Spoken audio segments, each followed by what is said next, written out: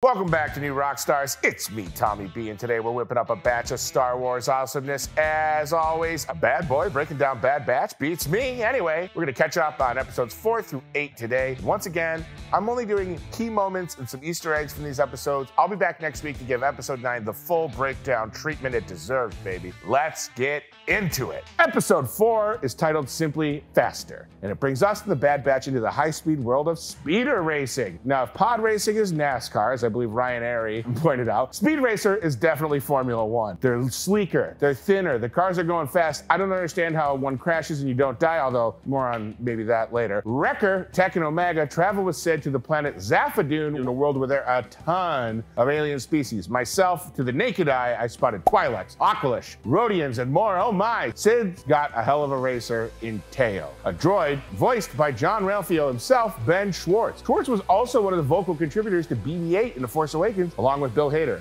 Unfortunately, Teo loses to mobster Greenie Melegi's racer, Jet Venom. Greenie Melegi is voiced by Ernie Hudson, who hopefully you know from Ghostbusters and not from Oz. This causes Sid to become property of Greenie Melegi unless the Bad Batch can win her back in a double or nothing rematch. Teo has been freshly rebuilt and reinvigorated. He's a droid who races on instincts. It's the opposite of what you think. And then he steps right in front of a car and gets destroyed, so Tech has to race. And he wins a tough battle against a bunch of droids and Jet Venom. We see a protocol droid, a BX commando droid, and a battle droid with really cool face paint. There's also a Biff watching the race and probably leaving his Cantina bandmates without a clarinet player. So no jizz music that day, I guess. The Bad Batch gets Sid back and a warning from Greenie Melegi not to trust her. I'm sure that won't come back later. Anyway, on to episode 5. Now we gotta go back, way back into time. Episode 5, Entombed, deals with an ancient artifact and those that liberate them. One of those such people is Fee, and she's back in this episode. Omega and Wrecker are looking for spare ship parts like compressors in a junkyard. When Omega comes across something Fee later identifies as a compass. The compass leads them to the Caldari Trinary system, a bleak, desolate planet, and a couple of bleak, desolate moons. What a package. Tech and Wrecker look at some ancient etchings and think they might be 1,000-year-old Jedi scripts, to which Fee says, think older. What's older than the Jedi? We have the father, the brother, and the sister. They were ancient beings that symbolize the Force. And we all know the Force users were the Bendu, who we saw in Star Wars Rebels, that refer to themselves as people in the middle. The Middle on ABC. Great show. Look it up. IMDb. The Bad Batch had to solve a bunch of puzzles that gave me flashbacks to spending hours and hours trying to move stones and levers in Jedi Fallen Order until I finally just begged my nephew who's better at gaming to do it for me. Fee and the gang find the treasure, the heart of the mountain, in Scaranal. Once they remove the treasure, all hell breaks loose. This giant mech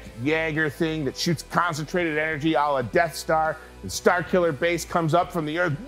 The mech is defeated by returning the heart of the mountain to its place. How Indiana Jones of you, Dave Filoni. Wow, the Lucas family.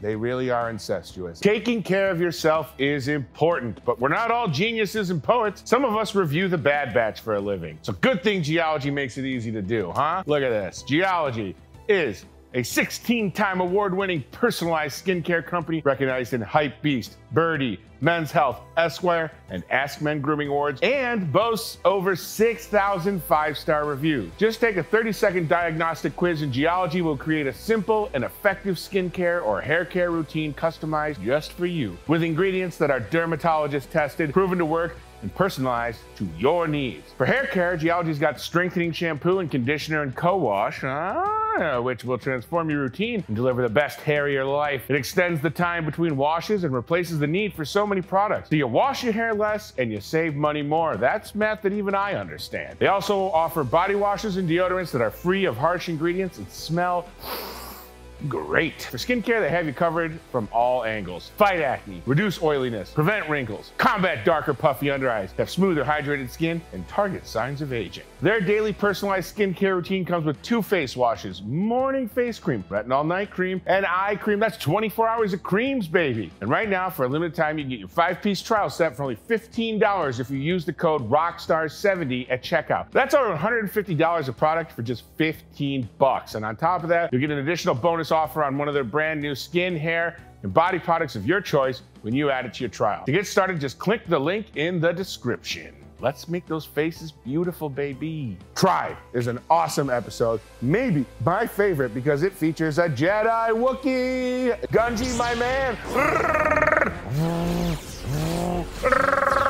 Hire me, Filoni, please. Let me be your Filoni Foley artist. Unfortunately, Gungi is being Wookiee trafficked by the Vanguard Axis. This is a gang of droids that seem to exclusively deal in dangerous and illegal goods. We see a huge cargo bay that is reminiscent of the one on Star Destroyers. Tech has created some forgeries to fool the Empire for Vanguard, forgeries that I think will come in hand in a later episode. Omega is supposed to be guarding the ship, but a bad feeling leads her to investigate, causing her to discover Gungi, one of Ahsoka's top trainees. We've seen him on the Clone Wars, and now he's here on the Bad Batch. Good for you, Gungi. The BB manages to liberate Gungi from the Vanguard Axis. Oh, thank Gungi goodness. As the survivor of the Jedi Purge, Gungi is very distrustful of the Bad Batch and only eats after Omega assures him it's safe. And as Hunter says, when it came to Order 66, we didn't follow those orders. The Bad Batch and Gungi head to Kashyyyk, the Wookiee planet seen most notably in the Star Wars Holiday Special.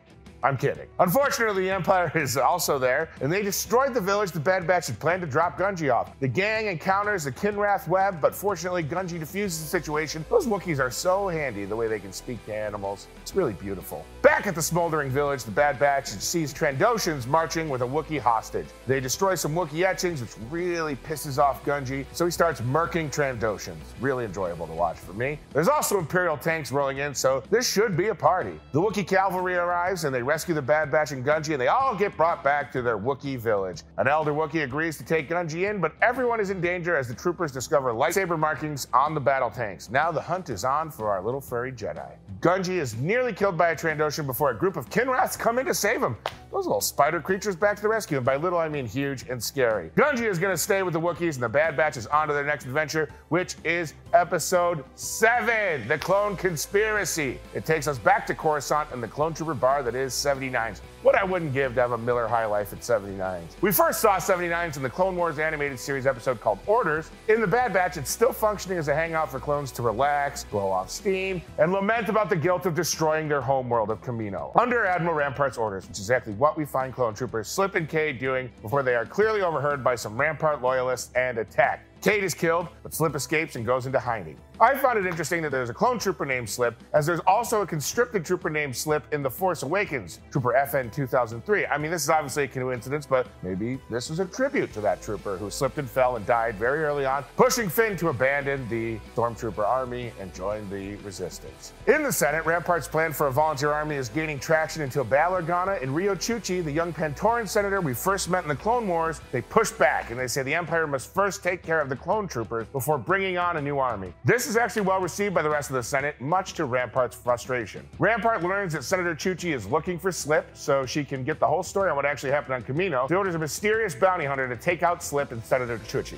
Organa then sends R2-C4, welcome back, to get Chuchi, and they secretly meet and decide to take down Rampart. Slip requests a rescue over his comms, but instead Senator Chuchi finds him first. They're quickly ambushed by the bounty hunter, and Slip is killed along with Chuchi's guards. It looks like Chuchi herself is toast when a mysterious figure stuns the bounty hunter. And that figure, my friends, is Captain Rex. Welcome back, my man. He and Chuchi remove the bounty hunter's mask, and it's a clone. Clone assassins? What's going on? I need to do a little deeper digging on that. The clone assassin doesn't offer much help before offing himself, leaving Senator Chuchi with more questions than answers. Answers we'll hopefully find in Episode 8. Episode 8 sends the Bad Batch to Coruscant after receiving a message from Captain Rex asking them to retrieve backup footage proving Admiral Rampart attacked Kamino. The boys are reluctant to take the mission as going back to Coruscant risks exposing the truth that they're alive, but Rex compels them to help their clone brothers get justice. Once there, the Bad Batch meets with Rex and Senator Chuchi and hatches a plan to steal the footage from the Venator, which is a type of Star Destroyer, which conveniently happens to be being recommissioned in a shipyard on Coruscant. Chuchi takes Omega with her to meet Kamonian Senator Batoni. Batoni's reluctant to testify because she feels like her people are either gone or scattered throughout the galaxy, but agrees to finally testify if the Bad Batch can find that footage proving Rampart's involvement. The Bad Batch then hitch a ride to the Venator by hijacking a droid-operated transport. They break in and upload the footage. We use Wrecker's brute strength to saw open a hatch. Then they get attacked by clone troopers again. The Bad Batch always using the stun function because they don't want to kill their brothers, even when their brothers are trying to kill them. And then, my favorite moment of the episode, Wrecker figures out that they can slingshot them out of the escape pod and go over all of the clone troopers and into safety. I mean, this to me, Star Wars is famous for using their escape pods. In the very first opening moments moments of A New Hope, R2-D2 and C-3PO are forced to escape in an escape pod. And again, earlier in this season, we saw Echo, Tech, and Omega escape in one of those cargo pods at the end of the first episode of the whole season. So 2 very cool moments in escape pods already in this season. I like it. Give me more escape pods. I'm an escape pod guy. So they meet up with Omega. Omega gives the footage to Bail Organa, and then it's shown to the Senate. Rampart is arrested, and the Emperor rises up to make a shocking appearance that he hasn't been seen in a long time. This is where the Emperor brilliantly uses 4D chess like he always does, and he points to the clones being willing to destroy Kamino as evidence for the need of a volunteer army. He's planting the seeds of distrust in the clones. Even though that's exactly what Rampart wanted to do, Rampart ends up being a sacrificial lamb in the Emperor's plan to get his own volunteer army. Now, the episode ends with Echo deciding to go with Captain Rex to help former clone troopers that need his help. That's all for me. Next week, we'll be breaking down episode 9, and each week after that, we will also have a dedicated video for individual episodes. Follow me at Tommy Bechtold, follow New Rockstars on all platforms. Don't forget to like and subscribe. Check out our awesome merch at nerdriot.com, and for now, I have spoken.